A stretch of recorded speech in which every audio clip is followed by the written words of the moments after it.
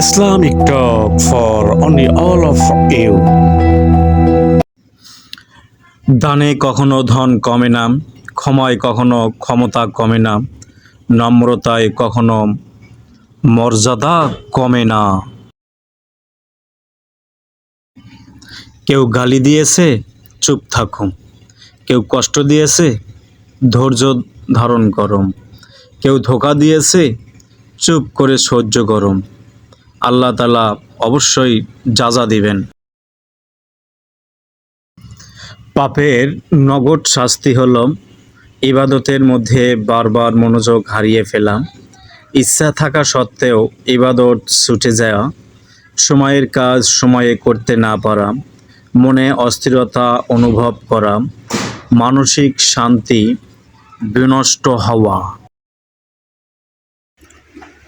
আল্লাহ পাক বলেন, আমি ৬টি জিনিস লুকিয়ে রেখেছি ৬টি স্থানে, কিন্তু মানুষ তা খুঁজে বেড়ায় বিভিন্ন জায়গায়। আমি সুখ স্বাচ্ছন্দ্য রেখেছি জান্নাতে, কিন্তু মানুষ তা খোঁজে দুনিয়াতে। আমি বরত্ব রেখেছি বিনয় নম্রতায়, কিন্তু মানুষ তা খোঁজে অহংকারে।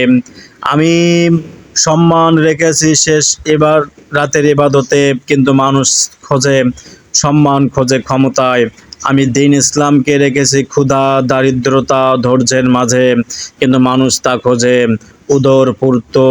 উদরপূর্তি আর দুনিয়ার সচ্ছলতার মধ্যে। আমি ধনী হওয়া রেখেছি অল্প তুষ্টিতে, কিন্তু মানুষ তা খোঁজে লোভ লালসার মধ্যে। আমি দোয়া কবুল হওয়াকে নিহিত রেখেছি হালাল উপার্জনের মধ্যে, কিন্তু মানুষ তা খোঁজে হারাম উপার্জনে। গাইবের ৫টি চাবি। মায়ের পেটে কি লুকিয়ে আছে তা জানেন একমাত্র আল্লাহ। আগামীকাল কি ঘটবে তাও জানেন একমাত্র আল্লাহ। বৃষ্টিপাত কখন হবে তাও জানে আল্লাহ। কোন ভূমিতে কে কখন মারা যাবে তা আল্লাহ ব্যতীত অন্য কেউ জানে না। কিয়ামত কখন ঘটবে আল্লাহ ছাড়া কেউ জানে না। নিজের মূল্য বাড়াতে যে ৫টি কাজ করবেন, প্রয়োজনের চেয়ে অতিরিক্ত কথা বলার অভ্যাস আজই ত্যাগ করুন। সব সময়ই গায়ে পড়ে কাউকে সাহায্য করতে গেলে বেশিরভাগ মানুষ তুচ্ছ মনে করে, তবে মানুষের বিপদে অবশ্যই থাকতে হবে। সরলতা ভালো, কিন্তু অতি সরলতা একদম ঠিক নয়।